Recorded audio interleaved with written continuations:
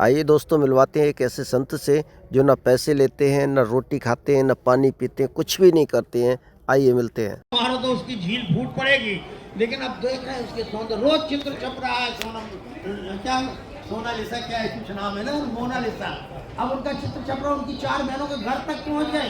Mummy कैसी थी, दादी कैसी थी, दादी की भी फोटो छप रही है, मम्मी की भी फोटो छप रही है। 2012 में 2000 में कुंभ हुआ तो नागा लोग स्नान कर रहे हैं, नंगे जा रहे हैं। एक बेचारी विदेशी लड़की आ गई, उसको पता ही नहीं कि यहाँ स्नान की विधि क्या है। नागा लोग नंगे ही रहते हैं। उनने भी अपने कपड़े फेंके तो पुलिस वाले दौड़ पड़े चारों तरफ, घोड़े लेकर के घुड़सवार। जल्दी से किसी ने कंबल डाला, बोले तुमने ये क्या कर दिया? बोले कुछ नहीं, हमने सोचा सब कपड़े उतार के जाते, तो हम भी जाने लगे। इतना फोटो वायरल हुआ उसमें, पूरे विश्व में पत्र पत्रिकाएं बिक गई लोगों का। लोग इसमें भी मार्केटिंग ढूंढते हैं, कैसे विचित्र लोग हैं। तो कहने का भी, अब नारद जैसा व्यक्ति, ये भगवान ने पहले से रचना की हुई है कि जो कुछ घटित हो रहा है हमारे साथ सब हो चुका है। इसलिए भगवान ने बहुत समझाया।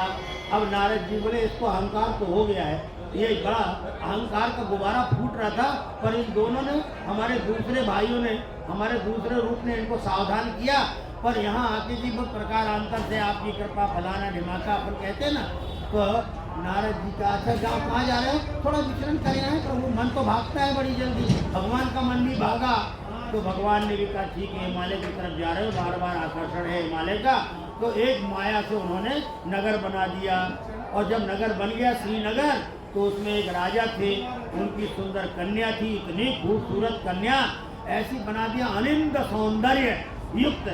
अब नारद जी उस नगर में पहुंचे तो राजा को पता लगा, कोई बड़े महात्मा पहुंच जाते हैं तो बड़े बड़े लोग चले जाते हैं, हमारे घर आइए महाराज, कृतार्थ करिए हमको, आपकी कुटिया है महाराज जी, बच्चे हैं, दर्शन कर लीजिए, हमारा सौभाग्य है। अब महाराज जी भी पहुंच गए, नारद जी भी पहुंच गए, बैठ गए। थोड़ी देर के बाद कन्या लेके आ गए। बोले इनका हस्तरेखा तो देखो। अब नारद जी 2 बार रामचरितमानस पढ़ना, 2 बार हस्तरेखा देखते हैं। एक बार तो जाते हैं वो हिमालय के यहाँ, और हिमालय की कन्या पार्वती, उनकी हस्तरेखा देखते देखते तो बड़े सावधान होकर देखते हैं।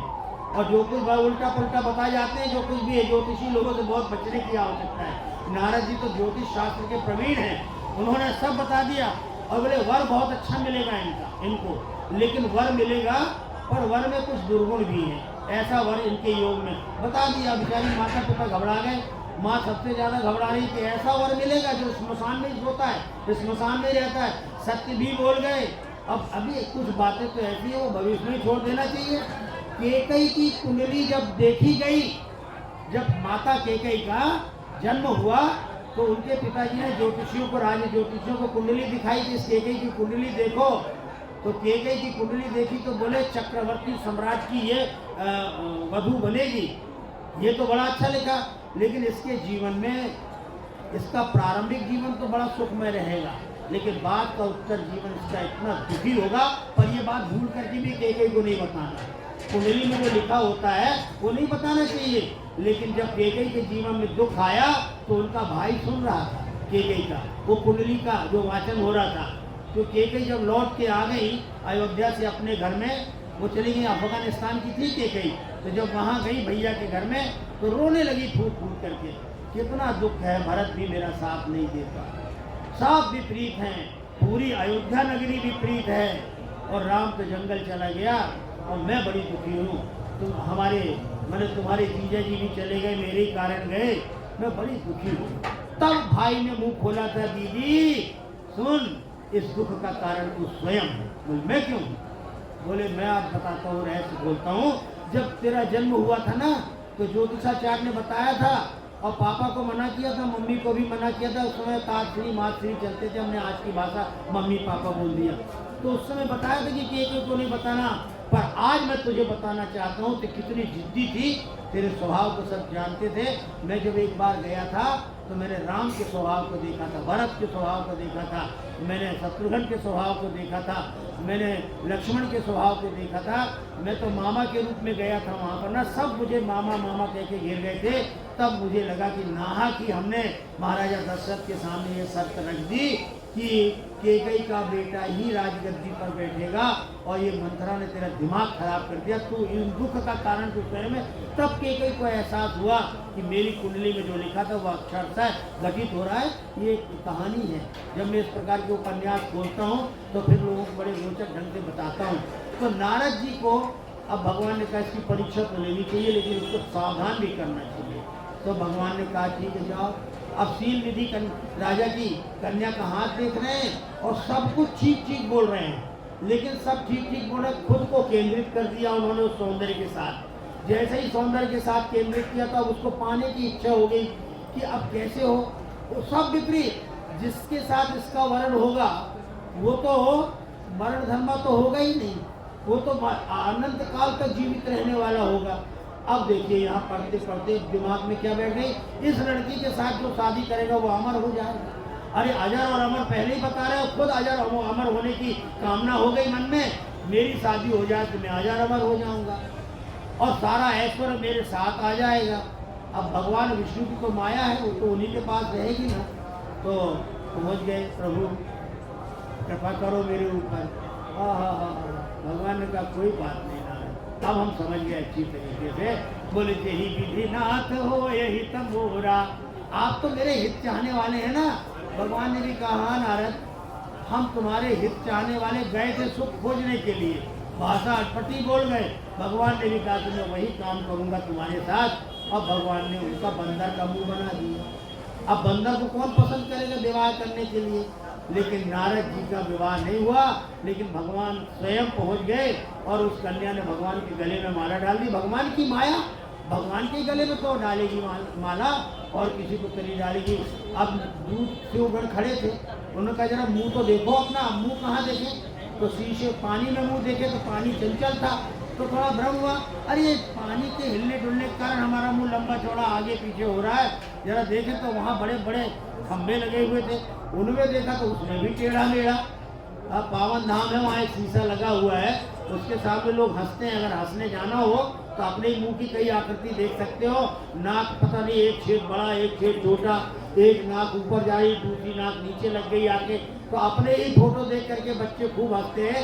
ये तो हास्य विनोद भगवान राम ने भी, भगवान विष्णु ने भी अपने मन के साथ हास्य विनोद कर लिया। अब बड़ा गुस्सा आया, वो तो ले गए, छलिया ले गए अपनी, अपने जिनका विवाह होना था उनके साथ हो गया। फिर नारद जी क्रोध में गए और कहा दैनो श्राप की मरियो जाई, जगत मोरो उपहास कराई। जब भगवान के पास पहुंचे, भगवान ने माया को विलोपित कर दिया। तब उनको मन में क्षोभ हुआ, दुख हुआ कि प्रभु मैं क्या कह दूं, आपने कभी आकृति हमारी बना दी तो अब कन्हे किस सहाय तुम्हारी, बंदर ही तुम्हारी सहायता करेंगे, याद रखो। और वो फिर कहानी आगे चलती है, राम युग में आकर के इसके अर्थ दिखाई पड़ते हैं। तो कहने का मतलब ये कि संसार हमको आपको आकर्षित करता है। जब हम इस पवित्र तीर्थ में आते हैं, पूज्य संत महात्माओं के प्रवचन सुनते हैं और गोस्वामी तुलसीदास जी महाराज की रामचरितमानस की कि वे दोहे याद करो, वर्ण ही तत्व विभाग, तत्व विभाग का यहाँ वर्णन हो रहा है सब जगह। हम कम से कम इस संसार की रचना के बारे में तो समझ लें। अब संसार की रचना के बारे में समझोगे तो अपनी रचना समझ में आ जाएगी। हमारे शरीर में हाड़ मांस चाम के और है क्या। तुलसीदास जी को यही तो झटका लगा था, रत्नावली के मोह में इतने अंधे हो गए कि सांप को रस्सी समझ करके पकड़ के चले गए अंदर। अब वो कहती कैसे आए, बोले एक रस्सी लटक रही थी उसको पकड़ के आ गए। अच्छा ये बताओ उस पार से इस पार कैसे आए, बोले नाव थी, बोले नाव कहाँ थी, बोले एक मुर्दे को नाव समझ के बैठ के आ गए थे। बोले हद हो गई, तुम हमसे इतना प्रेम करते हो, अरे हाड़ मांस के शरीर में इतना प्रेम है, यदि इतना प्रेम तुम्हारा राम के चरणों में होता। लग गई चोट बड़ी जबरदस्त। भगवान विष्णु ने अपने मन नारद को ऐसी चोट लगाई। अब पूछ रहे हैं युद्ध के दौरान, जब भगवान आराम से बैठे तो प्रभु हमारे कारण आपको बड़ा कष्ट हुआ, आप रावण को मारने आए हैं लेकिन आपके भी घाव दिखाई पड़ रहे हैं। तो भगवान ने कहा नहीं नारद, तुम्हारे मन में कोई क्षोभ नहीं होना चाहिए, तो मेरी इच्छा से ही हुआ है। तुमने तुम्हारे मन में जो भाव आए वो मेरी इच्छा के भाव थे और इसलिए तुमने ऐसा कहा है। बोले आपसे मैं विवाह की बात कह रहा था, आपने मुझे बंदर क्यों बना दिया। अब समझ में आई, जब ठंडे हो जाते हैं तो सब बातें विश्लेषण में आने लगती है, लेकिन आवेश में पता नहीं क्या क्या हम लोग बोल जाते हैं। इसलिए एक बालक यही खड़ा है, मैंने अभी देखा, वो कहता है गुरुजी इतने टेंशन में सब ये हो रहा है। अरे भाई व्यवस्थाओं में टेंशन तो होता ही है, पर आपको हमने क्रोधित होते नहीं देखा, आपको क्रोध क्यों नहीं आता।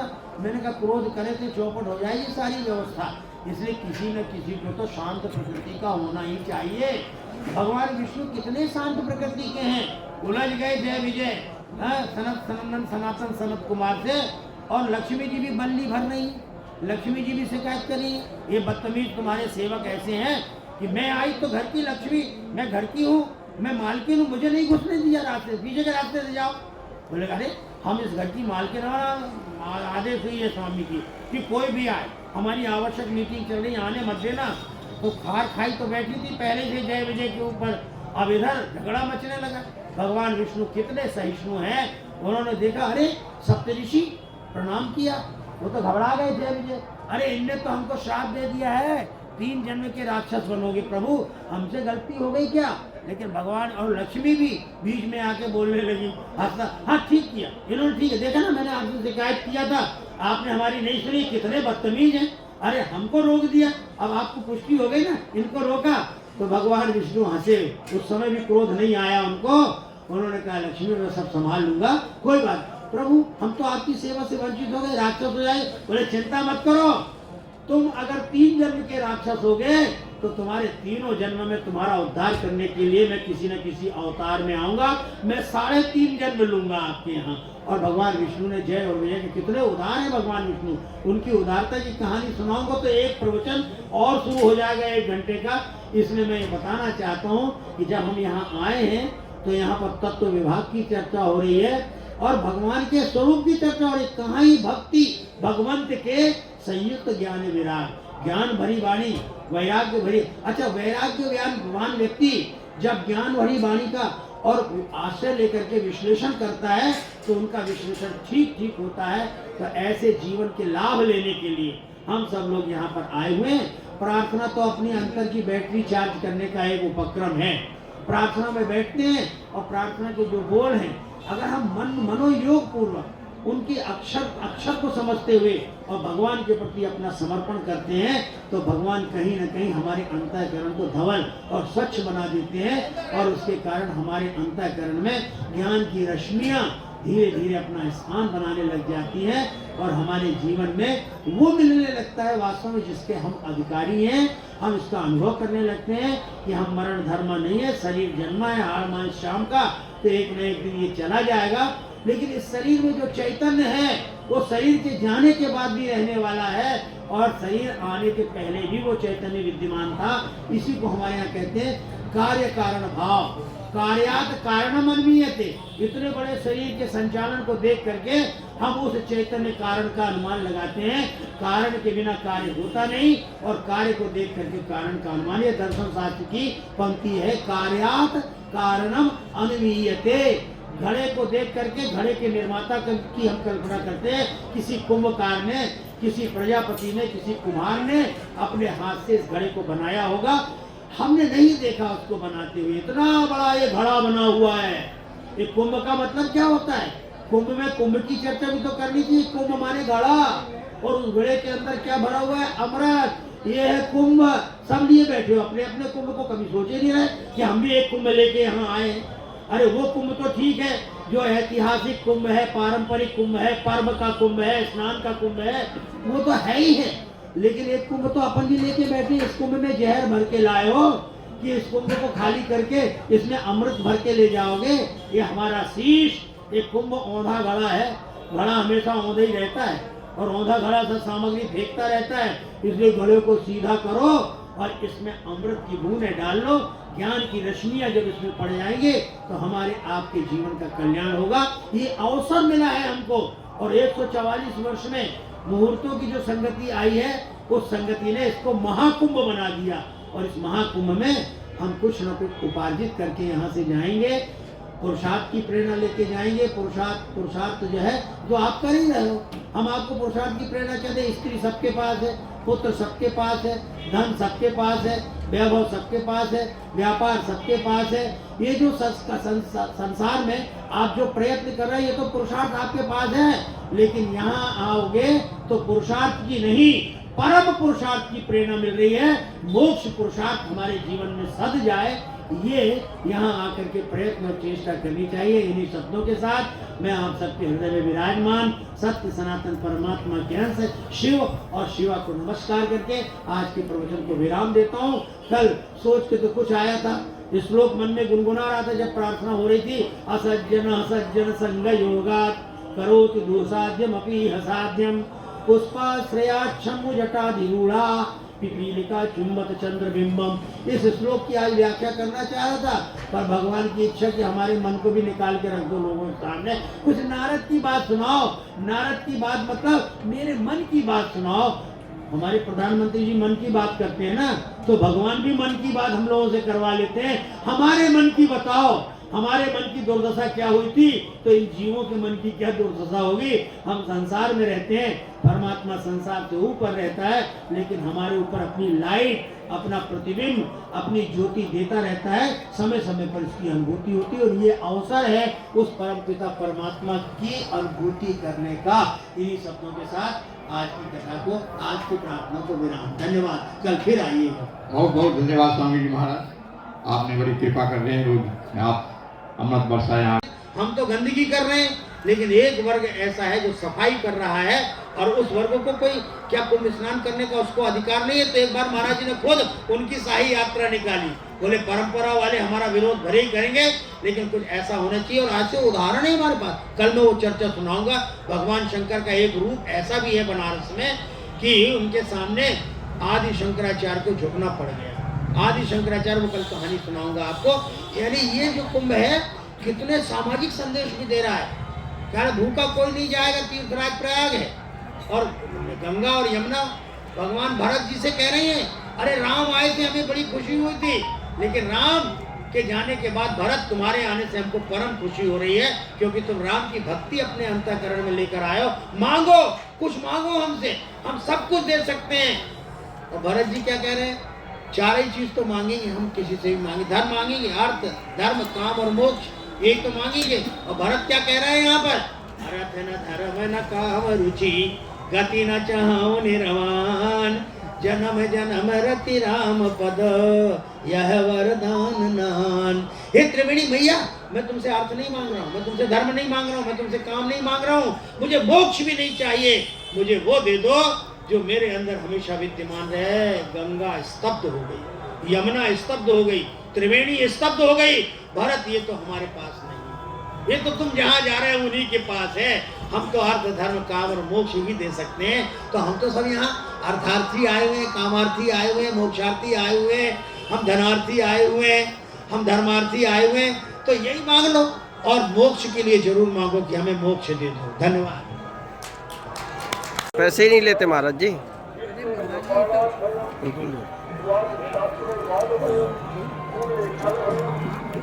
तो महाराज जी स्थान कहाँ है अपना? बोलते नहीं, मौन है। हाँ हाँ हाँ, बताएंगे 5 बजे भोजन लेते ही नहीं, बिल्कुल नहीं। अरे चाय चाय चाय, केवल पानी, पानी केवल पानी पीते हैं बस, पानी भी नहीं, भोजन नहीं, पानी नहीं, कुछ नहीं। भगवान कितने वर्ष से इस कुंभ में? नहीं देखते।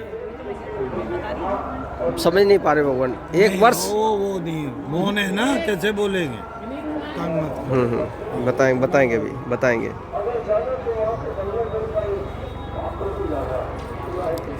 अद्भुत अद्भुत है। दे दो। ये एक दे दीजिए हमारे। एक महाराज जी हमें दे दीजिए, थोड़ा सा हम पढ़ के भक्तों को बता देंगे। अच्छा, 30 दिवसीय निर्जला तपस्या। हेलो ओहो। महाराज जी दिन। हेलो, एक दे दीजिए महाराज जी। ये देखिए महाराज जी, 30 दिन से निर्जला तपस्या है। निर्जला, पानी भी नहीं पीते हैं।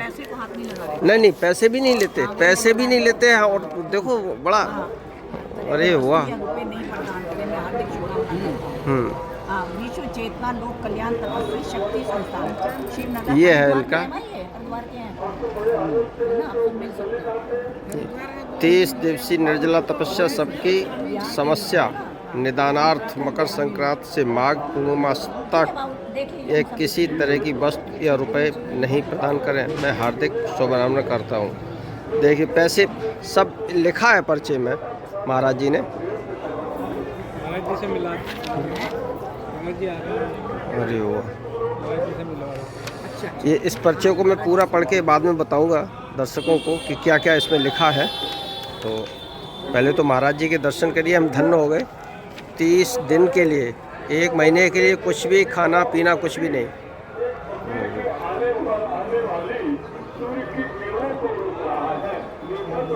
जी जय महाराज जी।